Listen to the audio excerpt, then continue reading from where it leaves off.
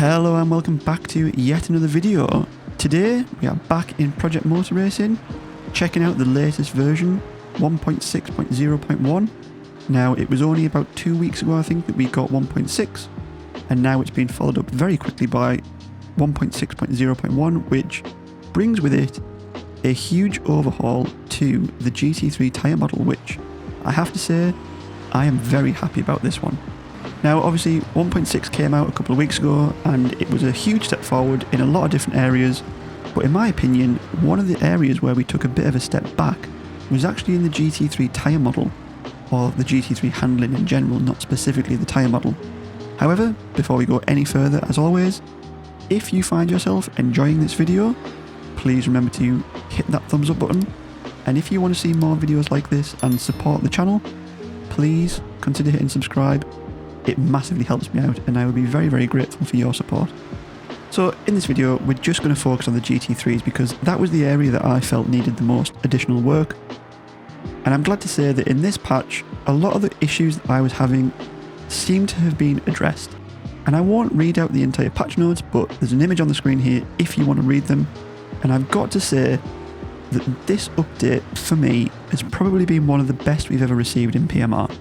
So I did do just a couple of site laps on Silverstone in both the BMW and the Porsche just to get a bit of a feel for what had changed in two very differently handling cars, and I was honestly very pleasantly surprised. A lot of the slow speed cornering issues that I was facing previously had completely gone away. The throttle response is so much better.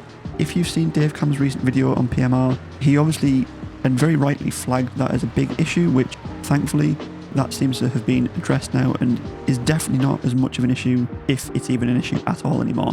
And then something that was addressed in 1.6 was the AI performance and just general graphics improvements. So I decided, as a way to put all of this to the test, I'd just do a quick 5-lap race at Sebring in the GT3, totally default setup, and just see what it's like. So with that being said, let's jump back to past me and get out on track. Right, here we go then. 5 laps around Sebring in PMR, testing out the new GT3 tyre update. Let's see what we can do.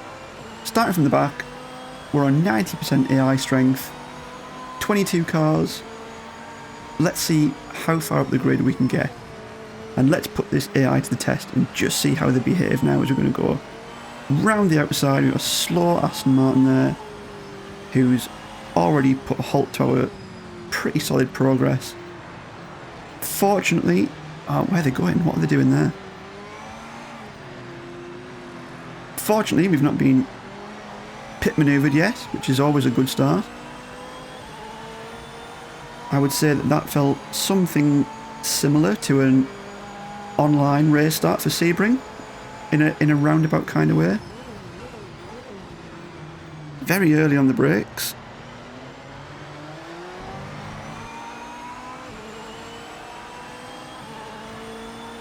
And that is P18. So I have to say, when... Oh my god, that was a dive bomb. That could have been an absolute train wreck of a crash. What was I saying? Yeah, I have to say that so far, these GT3s, in my opinion, from my very, very limited testing, feel absolutely fabulous. In 1.6, when it first released, I think I noticed quite quickly that the GT3 handling just did not feel particularly brilliant anymore, which was a shame because in 1.5, at that time, GT3s felt really, really good. Obviously, when 1.6 came out, LMDH cars took a very big step forward. I know that people were having lots of trouble with LMDHs, particularly on controller. So there's definitely been some solid improvements made to LMDHs, but I don't know what happened, but I felt that something went wrong with the GT3s in my opinion. It wasn't the best iteration of them that we've seen in PMR. But now with this new physics update, from what I'm seeing so far and what I'm feeling, I'd say things feel genuinely really quite good. I won't read out, obviously, the full patch notes. I mean, you would expect it to feel pretty good, given that they mentioned that. Obviously, they've partnered with, I think in their words, it was people who would be well known in the sim racing community. I mean, no names were named, but I think we're all looking at you, James Baldwin. And quite honestly, this just feels very nice to drive now. I'm running the completely default setup. The only thing that I've changed as far as the car setup goes is not really even the car setup itself, it's the per car force feedback settings. So all I've done is just knock down the overall strength, took out a lot of the mid EQ, and put the load boost up by 0.5, so it's at 0.50. And I do that pretty much on all of the cars in PMR. I set them all to largely the same sort of values for force feedback, and that just works well for me. Eventually, I think it would be nice to see that those settings moved out of the car setup page and into more of like a global UI type menu that you can just access when pressing escape or something. It would just be nice to be able to tweak those as you're driving, rather than having to constantly go back to the pits to change them. I'm sure that's something that will come in the future. So we're up to P15 now. Up behind the Mustang. See if we can make a move into turn 1. Down the inside. Oh, he left us the space, that was good.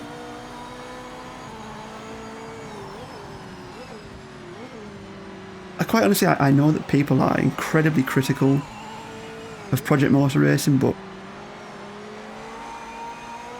I honestly think that this update now feels very good. I've not tried the rest of the cars, so I can't speak for those, but specifically with the GT3s, this just feels so much more natural to me to drive now, as someone who's never driven a real GT3 car. But this aligns a lot more closely with what I would imagine a GT3 car to handle like. You can definitely kind of feel what the car is doing underneath you now, which I think before it was just a little bit vague. And obviously there was some highlighted issues with the throttle input, which I'm very glad to say have been addressed in this update, which is obviously a huge positive. I think part of the problem previously for me was... God, that's a bit of a tongue twister. Part of the problem previously... I really, really need to work on my English. It's absolutely terrible. I think the issue, let's try that again, for me previously was that the cars would behave very strangely in slow speed corners. And what I mean by that, and I think it was apparent in the video that Dave Camp had done, was when you brake in, or when you used to brake into slow speed corners, the rear of the car just felt very reluctant to do what you would expect it to do, and it made the car feel like it was very lethargic when it came to a stop. It never felt very I don't really know what the right way to put it is. It's difficult to articulate. I don't know if it was engine braking or not, but it felt like when you were off throttle, like after a heavy braking zone, the rear of the car just kept wanting to continue travelling and not really brake. And what would happen is, as you were trail braking into corners, the rear of the car would start to come round on you, and you would get this strange sensation where both the front and the rear were just pushing their way laterally across the surface of the road, which just felt very, very unnatural. And it never felt like the car was willing to just roll, but now it definitely feels like the cars are a lot freer in that instance, in that scenario.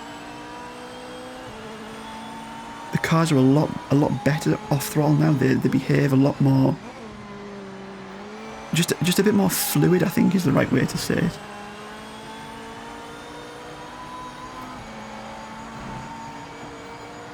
And this honestly, this genuinely feels very, very good to drive. I mean, I wouldn't say it's quite as realistic as something like LMU, if you can say LMU is realistic. Obviously, I don't know. I can only say what I believe to be realistic. I think this is still more on the arcade side than it is anything else. I'm sure you can probably still massively abuse the slip angle of the tyre, but what you can do now, which you couldn't do before, is you can actually use the slip of the tyre in quite a progressive way. So what would happen previously is, when you would come through a slow corner, or come out of a slow corner, sorry, as the rear of the car started to re-grip, where the hell have you come from? Yeah, as you would come out of a slow corner, the rear end of the car would... It's a very weird sensation. It was almost like you would get this swing of inertia backwards and forwards as the traction control was kicking in. And if you imagine that each of the rear wheels was independently alternating between 0% and 100% grip. Yeah, no worries, I'm here as well. Yeah, each of the rear wheels would sort of shift between having 0% grip and 100% grip, and you would get this weird effect where you were constantly just fighting at the wheel left and right, and it felt, again, it just, the only way to put it is it felt incredibly unnatural. But now that seems to definitely be eradicated with the changes that they've made to the implementation of the traction control. In my opinion, it feels so much better. And this is on 90% AI, and they definitely feel pretty racy in my mind. I think they could definitely still benefit from... Wow, what a sunset, sorry. Sunrise? What a sunset. If I can get my words out. So there we go. As I'm apparently struggling to speak English at the moment, what I'm trying to say at this point is that even though the AI are definitely a whole lot better than what they were when the game first released, they could just do with a little bit of extra tweaking to make them feel a little bit more dynamic and a little bit more human. But other than that, you could definitely, as we saw here, have a pretty solid race with the AI. And like I said in my previous video, this game is 100% playable. Sure, it's got its bugs, it's got its quirks, but you can have a pretty good time with it. With that said, I don't think it's at a point anymore where it deserves quite as much hate as what it's getting. I think putting the launch aside, if the launch version was the version we have now, things would be very different. Obviously, I know that first impressions matter, and for those people who have been severely disappointed with the launch version, I know it'll be very difficult to change their minds. But what I will say is that the team at Straight 4 are obviously incredibly dedicated and committed to turning this around and getting it up to the level that it should be at. And we've seen that so far with the updates that they've brought, minus that one little misstep they had with the console issue for 1.5. The updates have moved the game forward in all of the right ways. And the other thing as well is that they are always actively listening to the community, and they're always open to feedback. I've been quite actively engaging in the Discord for PMR, and quite honestly, it's a really great little community. The developers are always engaging in the chat with people, and they're always listening to our ideas. So, to summarise, I would say that 1.6.0.1 is an absolutely fantastic patch, and it definitely gets PMR solidly on that road to recovery that it desperately needs to be on. I'm very excited to see what other updates the guys come out with, because if it keeps progressing at this pace, in this direction, like I said, in 6 months to a year, we'll be looking at an incredibly different Project Motor Racing. I suppose the question on everyone's mind is it worth it? And I would say yes and no. I think for those people who play on PC, the answer is more than likely no. And the reason for that is that we have access to too many other options that are in a much more polished state than this. If you're on console, I think the answer is probably yes. And the reason for that is that it's just a little bit more in-depth than some of the options that are out there today. At this point in time, I've put about 130 hours into PMR, so I think I have a fairly good understanding of the state of the game. So as always, if you've made it this far into the video, thank you very much for sitting and listening to me ramble on. If you found it helpful and if you enjoyed it, please remember to hit the like button, and if you want to see more content like this and support the channel, please hit the subscribe button. But until the next time, take it easy, and I will catch you in the next one.